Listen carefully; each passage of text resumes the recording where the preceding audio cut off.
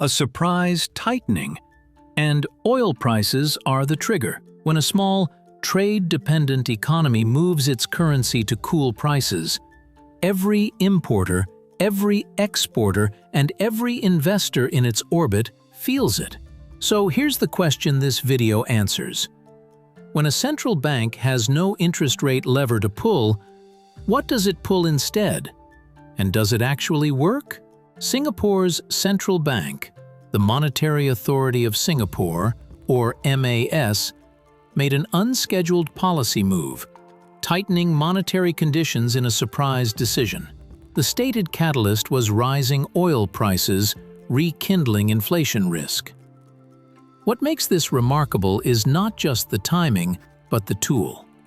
The MAS didn't raise interest rates, it adjusted its exchange rate policy. If you've never heard of a central bank doing that, you're not alone. And by the end of this video, you'll understand exactly why Singapore does it, why it works, and what it tells us about the limits of conventional monetary thinking. Most central banks fight inflation the same way. They raise the overnight lending rate, credit gets more expensive, borrowing slows, demand cools, prices stop climbing. It's blunt, it's powerful, and for large, domestically driven economies, it mostly works. Singapore can't do that. Or rather, it chooses not to, because it wouldn't work well enough. Here's why. Singapore is one of the most open economies on the planet. Its trade, imports plus exports, is worth multiples of its entire annual output. The prices Singaporeans pay for almost everything are shaped more by what happens in Rotterdam, Riyadh, or Rotterdam's trading partners than by what a local bank charges for a loan. In that environment, tweaking domestic interest rates is like trying to cool a room by blowing on a candle. The heat is coming through the open window. So the MAS made a different architectural choice decades ago. Instead of targeting an interest rate, it targets the exchange rate of the Singapore dollar against a basket of currencies weighted by Singapore's major trading partners. Strengthen the dollar, and imports get cheaper. Cheaper imports mean lower prices at home.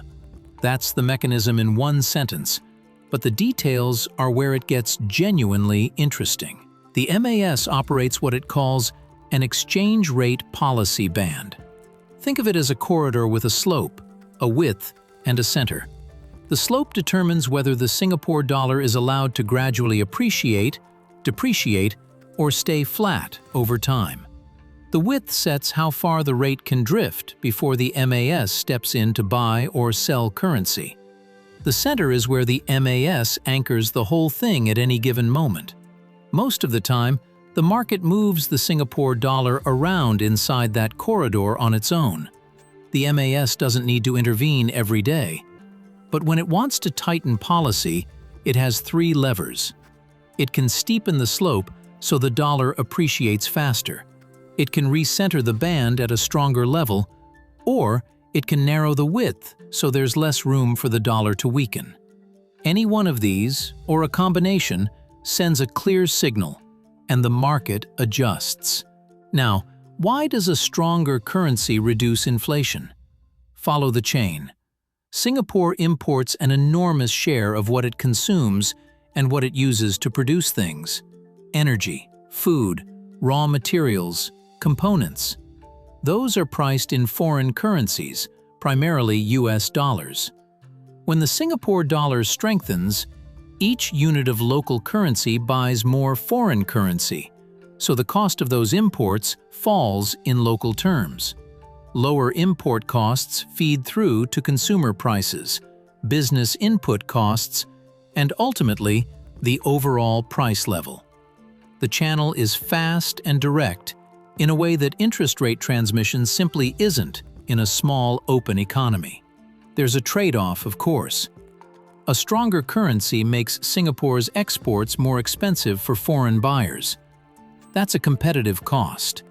The MAS is always balancing price stability on one side against export competitiveness on the other, which is exactly why it moves gradually, inside a band, rather than making sharp, discrete jumps the way a rate decision does. The band itself acts as a buffer, absorbing day-to-day volatility while the longer-term slope does the real policy work. And because the MAS announces its policy in terms of the band's parameters rather than a specific exchange rate level, it maintains some element of constructive ambiguity.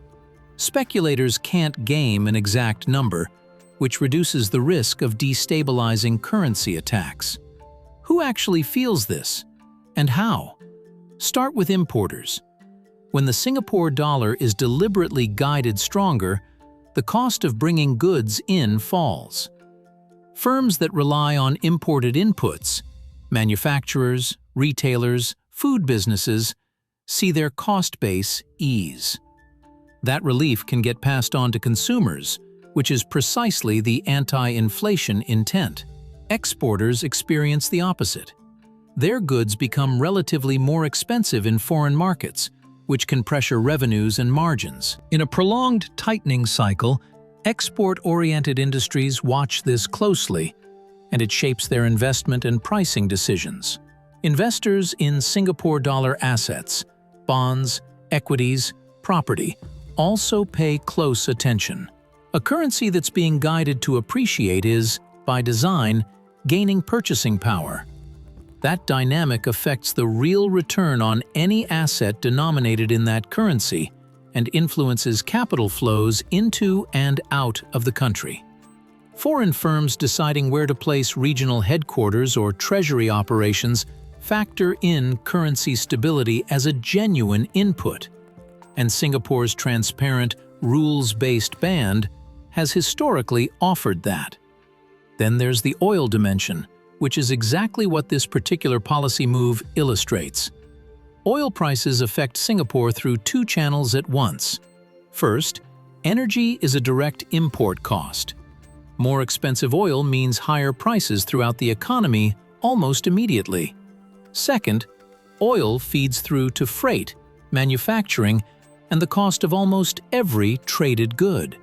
When oil prices rise sharply, the MAS faces imported inflation that it can do nothing about at the source. Tightening the exchange rate band is essentially its answer. If we can't stop the price rising in dollars, we can make our dollars buy more of them. It's a hedge embedded in the policy architecture itself. For neighboring economies and trading partners in the region, a MAS tightening move is also a signal worth reading. Singapore sits at the center of Asian trade and finance. When its monetary authority reads the inflation environment as serious enough to move without a scheduled meeting, other central banks and market participants in the region take note. Disruptions of this kind tend to sharpen attention to inflation risk across the region, and that repricing of risk can have its own knock-on effects across asset classes and supply chains well beyond Singapore's borders. So let's go back to the question we opened with. When a central bank has no interest rate lever to pull, what does it pull instead? And does it actually work? Now you have the full answer. The MAS pulls the exchange rate. It steepens the slope, recenters the band, or narrows the corridor, or some combination of all three. And yes, in the specific conditions Singapore operates in, it works. Not as a universal cure, but as a precisely calibrated tool designed for a small, hyper-open economy where imported prices dominate the inflation story far more than domestic demand does. The MAS's approach is one of the most distinctive in global central banking. It's not better or worse than interest rate targeting in some absolute sense. It's better suited to Singapore's particular structure. The surprise move triggered by rising oil prices is, in that light, exactly what the framework was built for. An external price shock that no domestic interest rate decision could meaningfully address, met with the one instrument that can actually intercept it: the price of the currency itself. Understanding this mechanism matters beyond Singapore. As global supply chains stay fragile and commodity prices stay volatile, more economists and policymakers are asking whether exchange rate management deserves a more prominent place in the monetary toolkit, even for economies that have long leaned exclusively on rates.